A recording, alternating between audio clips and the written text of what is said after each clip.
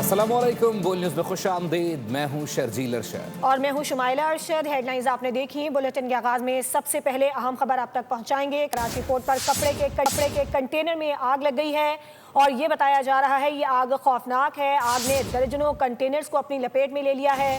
KPT समेत rescue के fire tenders आग पर काबू पाने में मसरूफ हैं। टर्मिनल पर दर्जनों कंटेनर्स फंस गए हैं और ऑपरेशन को रोक दिया गया है। कराची पोर्ट पर कपड़े के कंटेनर्स में आग भड़क उठी है। खौफनाक आग ने दर्जनों कंटेनर्स को अपनी लपेट में ले लिया है। केपीटी समेत रेस्क्यू के फायर टेंडर्स आग पर काबू पाने में मसरूफ अमल है। आग किस तरीके से लगी है जान लेते मोहम्मद काशान से। काशान, बताइएगा। जी बिल्कुल, देखिए कराची के KICT पोर्ट के कंटेनर टर्मिनल में आग लगने का वाकया पेश आया है। आग इब्तदाई तौर पर पहले कपड़े के कंटेनर में लगी थी, जिसने देखते ही देखते दिगर कंटेनर को अपनी लपेट में लिया है। इस वक्त केमिकल्स के 8 कंटेनर्स मौजूद हैं जो जल के मुकम्मल तौर पर खाकतर हो गए हैं। बताया जा रहा है कि दिगर कंटेनर्स को भी आग ने अपनी लपेट में ले लिया है। जबकि KICT पोर्ट के गेट नंबर 24 के करीब कंटेनर्स की बड़ी कतारें लग गई हैं। किमाड़ी वेस्ट पार्ट जाने वाला रोड जो है वो भी बंद कर दिया गया है। मुकम्मल तौर पर ऑपरेशन यहाँ पर रोक दिया गया है। ऑपरेशन रुकने के बाद कंटेनर की बड़ी कतारें यहाँ पर मौजूद हैं। इसी हवाले से दिगर हुकाम की जानिब से बताया शहरी हुकूमत की इंतजामिया जो है वो भी यहाँ पर मौजूद है। पाकिस्तान नेवी समेत दिगर इदारों के रेस्क्यू फायर टेंडर पोर्ट के अंदर मौजूद हैं जो कि आग पर काबू पाने की कोशिश कर रहे हैं। आग बुझाने के लिए पानी के साथ फॉर्म का भी खुसूसी इस्तेमाल जो वो किया जा रहा है। KMC फायर ब्रिगेड की 3 गाड़ियां और दिगर इदारों के वाटर बॉजर इस वक्त आग बुझाने में जो है वो हिस्सा ले रहे हैं। आग की लपेट में आने वाले कंटेनर्स में मुख्तलिफ नौयत का सामान मौजूद था जो कि मुकम्मल तौर पर जल गया। आग लगने की वजूहात का तयन जो किया जा रहा है, ताहाल इल्म नहीं हो सका। फायर ब्रिगेड हुकाम की जानिब से बताया गया। चीफ फायर अफसर खुद स्पॉट पर मौजूद है जो कि ऑपरेशन की निगरानी कर रहे हैं। पोर्ट के अफसरान हैं और कराची पोर्ट का ऑपरेशन रोके दिगर फायर ब्रिगेड की गाड़ी जो है वो तलब कर ली गई है। काशान, ये बताइएगा कि जैसे कि आपने कहा कि दर्जनों कंटेनर्स हैं जो कि आग की लपेट में हैं। यकीनन बहुत बड़ी तादाद में यहाँ पर कंटेनर्स मौजूद होते हैं। जो बाकी कंटेनर्स यहाँ पर मौजूद हैं उनको क्या किया जा रहा है?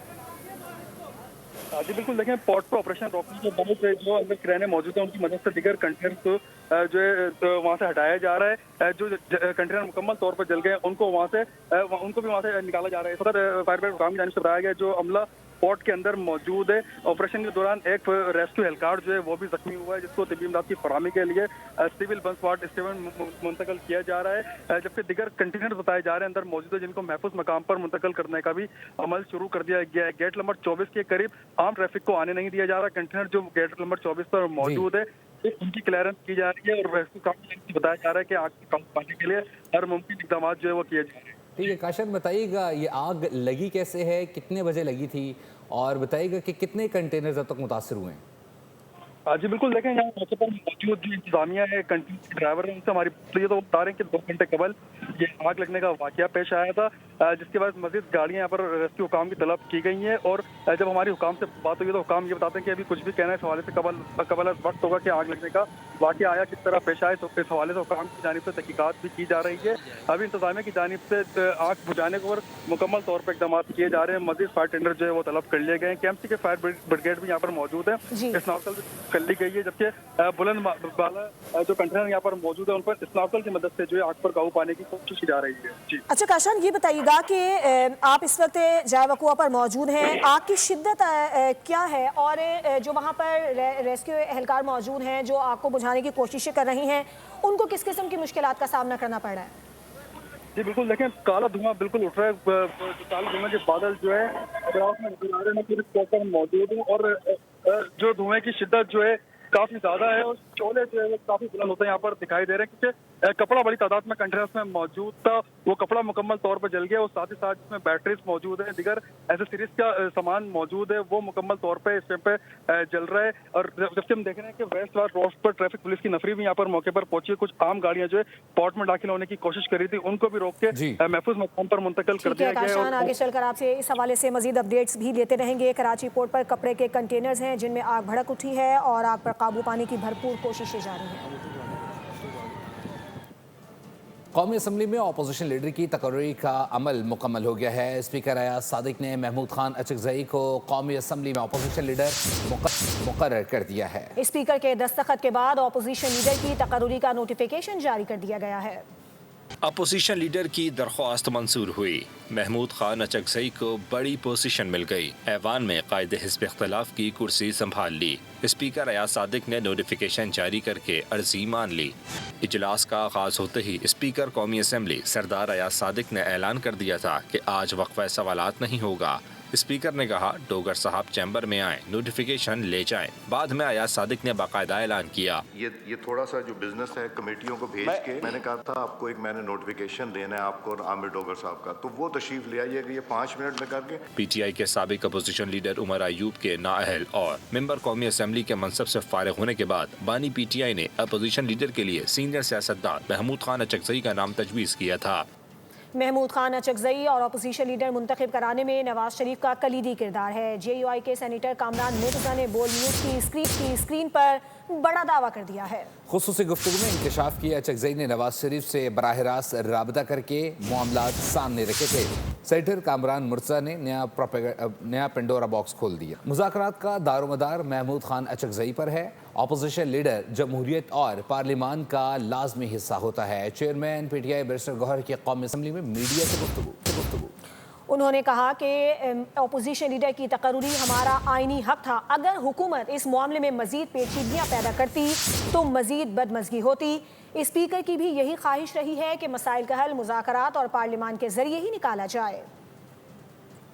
ایک عمل ہے کہ یہ پروسیس آلدو یہ ہمارا ہی حق تھا اور یہ ہمارا حق ہمیں مل گیا بڑے عرصہ کے بعد، لیکن یہ ہم پھر بھی کنسیڈر کرتے ہیں کہ یہ ایک کانفیڈنس میجر کے طور پہ ہم لے رہے تھے کہ اس سے اللہ کرے کہ نئی شروعات ہو، حالات بہتر ہو، لیکن یہ ہمارا حق تھا، یہ پہلے بھی ہونا چاہیے۔ اور صاحب کہہ رہے ہیں کہ شرط رکھی گئی ہے کمیٹیوں میں شامل ہو، پھر یہ جاری کیا گیا۔ نہیں دیکھو ایسی کوئی شرط نہیں ہے، یہ ہمارا رائٹ ہے، وہ بھی ہمارا رائٹ ہے اور وہ ایک پولیٹیکل میٹرز ہے، ہم پولیٹیکلی فیصلے کرتے ہیں، لیکن یہ میٹر پارلیمنٹری پارٹی کی اسٹینڈنگ کمیٹی سے بالکل ڈفرینٹ ہے، وہ الگ بات ہے اور یہ آل ٹوگیدر ڈفرینٹ ہے۔ اور میں اپوزیشن کے باقی ممبران کا بھی مشکور ہوں جنہوں نے بھی اپنے کوئی کینڈیڈیٹ کلیم نہیں کی ہے۔ اس کا مطلب یہ ہے کہ محمود خان اچکزئی صاحب آج متفقہ اپوزیشن کے لیڈر آف دا اپوزیشن منتخب ہو گئے۔ اڈیالہ جیل وفاق کے نہیں صوبائی حکومت کے زیر انتظام ہے۔ وفاقی وزیر قانون اعظم نذیر تارڑ نے وضاحت کر دی ہے۔ بولے بانی سے ملاقاتوں سے معاملات پر وفاق کا عمل دخل نہیں، بانی کی صحت اچھی ہے۔ مرضی کا کھانا مل رہا، طے شدہ شیڈیول کے مطابق جیل میں میاں بیوی کی ملاقات ہو رہی ہے، صحت کے معاملات بھی الحمدللہ بہترین۔ وفاقی وزیر قانون اعظم نذیر تارڑ نے بانی سے متعلق تمام منفی خبروں کی تردید کر کے حقائق بتا دیے۔ ان کی ہیلتھ کے بارے میں کوئی ایشو نہیں ہے، ان کو ان کی چوائس کی خوراک دی جاتی ہے اور جو وہ خود کہتے ہیں وہ ساری ایکسیس ہے۔ میاں بیوی کا بطور جیل میٹس کے طور پہ جو ان کی ملاقات ہے ویکلی وہ بھی ہو رہی ہے۔ جو پولیٹیکل ایشوز کے حوالے سے تھی وہ انہوں نے کہا کہ کنوکٹڈ پرزنرز کو جیل مینول منع کرتا ہے کہ آپ پولیٹیکل معاملات نہیں ڈسکس کر سکتے۔ وفاقی وزیر نے بتایا جیل سپرنٹینڈنٹ کا اختیار ہوتا ہے کہ رویے کو دیکھتے ہوئے ملاقات طے کرے، وفاق کا عمل دخل نہیں۔ جیل مینول کے مطابق مجرموں کو سیاسی معاملات پر بات چیت کی اجازت نہیں۔ اور حکومت کی جانب سے اپوزیشن کے لیے ایک بار پھر مذاکرات کی پیشکش سامنے آ گئی ہے۔ بول سے خصوصی گفتگو میں رانا ثنا نے کہا کہ وزیر اعظم کی جانب سے دی گئی مذاکرات کی دعوت ابھی بھی برقرار ہے۔ زور دیا کہ بطور اپوزیشن لیڈر محمود خان اچکزئی کو خود وزیر اعظم سے رابطہ کرنا چاہیے۔ پارلیمانی جمہوریت میں اپوزیشن لیڈر اور لیڈر آف دی ہاؤس کے درمیان رابطہ ضروری ہے۔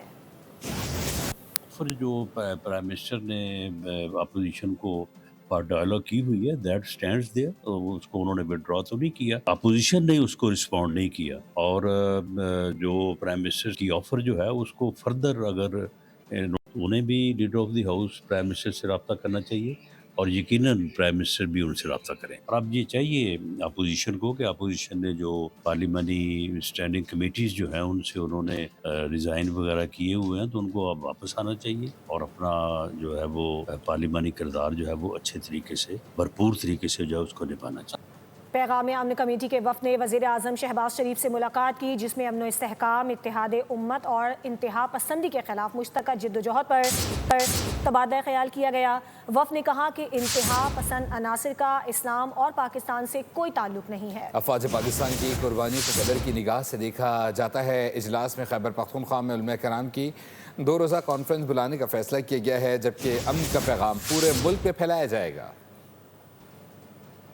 اراکین جو ہیں تمام ان علاقوں میں جو خیبر پختونخوا کے خواہ کہیں پر دہشت گردی ہے نہیں ہے وہاں جائیں گے اور اپنی فوج کے جوانوں کے ساتھ بھی اور سلامتی کے اداروں کے جوانوں کے ساتھ بھی وقت بھی گزاریں گے اور جو بیانیہ کی ایک جنگ ہے اس میں انشاءاللہ تعالی صف اول میں کردار ادا کریں گے. جن حالات میں پیغام امن قومی کمیٹی کی تشکیل ہوئی ہے یقینی طور پہ اس سے ہم سمجھتے ہیں کہ پاکستان میں امن کے قیام کی کوششوں کو استحکام بھی ملے گا اور ہمیں ایک وے فارورڈ نظر آئے گا. ہماری ریاست پاکستان اور حکومت پاکستان کی طرف سے اور علماء کی طرف سے ایک مضبوط قومی بیانیہ لوگوں تک جانا چاہیے. جو یہاں سے سہولت کاری ہو رہی ہے چاہے وہ سیاسی سطح پہ ہو یا مذہبی سطح پہ ہو یا کچھ تعلیمی اداروں کی طرف سے ہو، اس سہولت کاری کا خاتمہ بھی بہت ضروری ہے. ہم پہلے ہی الحمدللہ اتحاد امت کے لیے، فرقہ واریت، تکفیر، انتشار، افتراق خاتمے کے لیے ہم سب مل کر جد و جہد کر رہے ہیں. فتنہ خوارج اور فتنہ ہند کے لیے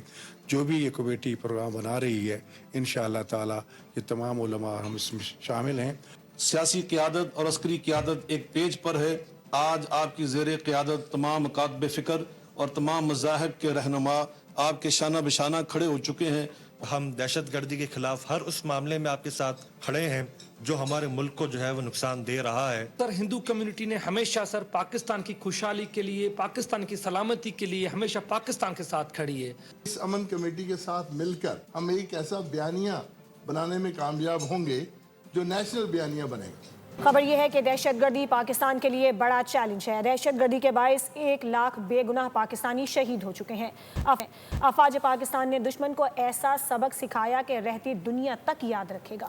پیغام امن کمیٹی کے وفد سے وزیر اعظم شہباز شریف کی گفتگو. کہا کہ پاکستان کا مقصد ایسا خطہ حاصل کرنا تھا جہاں اسلام کا بول بالا ہو. اقلیتی برادری دفاع، صحت اور تعلیم سمیت مختلف شعبوں میں اہم کردار ادا کر رہی ہیں. جو چیلنج وہ دہشت گردی ہے. دہشت گردی نے بے گناہ 1 لاکھ پاکستانی دہشت گردی کی جنگ میں شہید ہو چکے ہیں. مئی 2025 میں ایک مارکا ہوا جس کے نتیجے میں افواج پاکستان نے ہندوستان کو شکست فاش دی اور ایک ایسا سبق سکھایا کہ وہ رہتی دنیا تک بھولے گا نہیں. خداداد ملک پاکستان کا مقصد یہ تھا کہ ایک ایسا خطہ جہاں پر اسلام کا بول بالا ہو. اقلیتیں جو ہیں وہ پاکستان کی ترقی میں تعلیم، علاج اور دفاع کے حوالے سے ان کا ایک بڑا کردار ہے. اسلام آباد میں سندھ ویژن تقریب میں ملکی نجی سیکٹر کی قیادت کے نمائندے شہریار چشتی نے شرکت کی. انہوں نے چیئرمین بلاول بھٹو کے متاثر کن خطاب کی بھرپور تعریف کی اور سندھ میں سرمایہ کاری کے بے پناہ مواقع پر گہری دلچسپی کا اظہار بھی کیا. ایشیا پاک پاکستان کے سب سے بڑی نجی سرمایہ کار اداروں میں سے ایک ہے جس کے اہم اثاثے کراچی الیکٹرک، تھرکول فیلڈ اور ڈیوو ایکسپریس وے شامل ہیں. شہریار چشتی نے ملکی معیشت کی ترقی اور استحکام کے لیے اپنے عزم کا اعادہ کیا اور کہا کہ پرائیویٹ سیکٹر میں ایشیا پاک کا کردار ملکی معیشت کے نئے عروج کا ضامن ہے.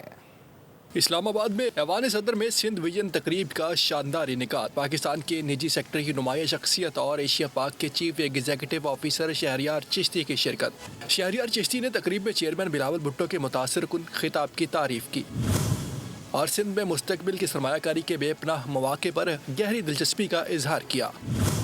ایشیا پاک پاکستان کے سب سے بڑے اور بااثر نجی سرمایہ کار اداروں میں سے ایک ہے جس کی سرمایہ کاری کے اہم اثاثے کراچی الیکٹرک، تھرکول فیلڈ اور ڈائیو ایکسپریس میں موجود ہے. شہریار چشتی نے ملکی معیشت کی بہتری اور استحکام اور ترقی کے عزم کا اظہار کیا. پرائیویٹ سیکٹر میں ایشیا پاک کا کلیدی کردار ہے. یہ عزم اور ویژن واضح کرتا ہے کہ ایشیا پاک نہ صرف پاکستان کے نجی سیکٹرز کی ریڑھ کی ہڈی ہے بلکہ معیشت میں نئے عروج کی سمت بھی متعین کر رہا ہے. اے آئی کو عام فہم بنا کر اس کے عملی استعمال کو مختلف شعبوں تک وسعت دی جا سکتی ہے جبکہ انڈس اے آئی پالیسی صنعت اور ٹیلنٹ کو یکجا کرنے کا سبب بنے گی. مختلف شعبوں میں بروقت سرمایہ کاری کامیاب مستقبل کی بنیاد ہوگی. وفاقی وزیر شیزہ فاطمہ کہتی ہیں کہ مستقبل میں اے آئی ایک بنیادی اور ناگزیر عنصر بننے جا رہا ہے. مارکہ حق میں بھارت کو شکست دی. افواج پاکستان نے بہترین صلاحیت کا مظاہرہ کیا. Artificial intelligence becomes an element of progress for Pakistan, and Pakistan becomes a regional, not only a follower and consumer of technology, but a producer and leader of these emerging technologies. We want to set the national strategic roadmap for Pakistan's AI adoption and emerging technologies adoption. To be able to set the national strategic direction and to be able to position Pakistan as a global tech destination, ضروری ہے کہ ایک پوری nation wide movement اس کے لیے چلے. خبر یہ ہے کہ پی آئی اے کا پاکستانی برآمد کنندگان کے لیے بڑا اقدام. انڈونیشیا کی قومی ایئر لائن گارودا سے معاہدہ طے پا گیا ہے. پی آئی اے اور گارودا انڈونیشیا کے درمیان کارگو اسپیشل پروجیکٹ ایگریمنٹ پر دستخط کر دیے گئے ہیں. ترجمان پی آئی اے کے مطابق اس معاہدے سے پاکستانی برآمد کنندگان کو اب عالمی منڈیوں تک بلا تعطل اور آسان رسائی حاصل ہوگی. جنوری سے نافذ العمل ہونے والا یہ معاہدہ جولائی 2027 تک برقرار رہے گا. پاکستانی ایکسپورٹرز کارگو جدہ اور کوالالمپور کے ذریعے جکارتہ اور دیگر بین الاقوامی شہروں تک پہنچا جائے گا. اس معاہدے کے تحت Sydney, Melbourne, Singapore, Hong Kong اور بینکاک کے لیے بھی کارگو سہولت میسر ہوگی. شنگھائی اور ساتھ دیگر مارکیٹس تک پاکستانی مصنوعات کی رسائی آسان ہو جائے گی. سونے اور چاندی کی قیمتوں کے حوالے سے مارکیٹ میں اہم صورتحال سامنے آئی ہے. چند روز کے مقابلے میں سونے کی قیمت میں استحکام دیکھا گیا. تاہم چاندی قدرے مہنگی ہوئی ہے. قیمتیں کس حد تک مستحکم رہی ہیں جانتے ہیں اس رپورٹ میں. سونے کی اونچی اڑان میں قد ٹھہراوا گیا. تاجروں اور خریداروں نے سکھ کا سانس لیا. مارکیٹ میں سونے کی قیمت فی تولہ 4,82,462 روپے پر مستحکم رہی. اسی طرح 10 گرام سونے کی قیمت بھی 4,13,633 روپے پر برقرار رہی. عالمی گولڈ مارکیٹ میں سونے کی قیمت بھی مستحکم رہی اور $4,601 فی اونس پر ٹریڈ ہوا. دوسری جانب چاندی کی قیمت میں اضافہ دیکھا گیا جہاں فی تولہ قیمت 100 روپے کے اضافے کے بعد 9,525 روپے ہو گئی. سونے اور چاندی کی یہ قیمتیں سرمایہ کاروں اور صارفین کے لیے اہم رہیں گی، خاص طور پر ان کے لیے جو سرمایہ کاری یا زیورات کی خریداری کا ارادہ رکھتے ہیں. ایڈیشنل آئی جی کراچی آزاد خان سے لوکل گڈز ٹرانسپورٹ ایسوسی ایشن کے سربراہی میں آل پاکستان آئل ٹینکرز اونرز ایسوسی ایشن اور کراچی ٹرانسپورٹ ویلفیئر ایسوسی ایشن کے وفود نے اہم ملاقات کی ہے. اس ملاقات میں D I G admin, D I G traffic, صدر local goods transport Muhammad Ramzan, vice president Muhammad Usman, chairman all Pakistan oil tankers association Gulfaraz Khan Jadoon, vice chairman Khanzada Mehsud اور کراچی ٹرانسپورٹ ویلفیئر ایسوسی ایشن کے صدر حاجی رفیق نیازی بھی موجود تھے. وفد نے ایڈیشنل آئی جی کراچی کو عہدے کی مبارکباد پیش کی. ملاقات کے دوران ٹرانسپورٹ اور آئل ٹینکرز سے وابستہ درپیش مسائل، سیکیورٹی امور اور باہمی تعاون سے متعلق مختلف پہلوؤں پر تفصیلی تبادلہ خیال کیا گیا. نیوز اسٹوڈیو سے فی الوقت کے لیے اتنا ہی. مزید خبروں اور اپڈیٹس کے لیے وزٹ کیجیے ہماری ویب سائٹ boldnews.com. ایک بریک کے بعد حاضر ہوں گے ہیڈ لائنز کے ساتھ. ہمارے ساتھ رہیے. سبسکرائب کریں اور بیل دبائیں تاکہ کوئی خبر رہ نہ جائے.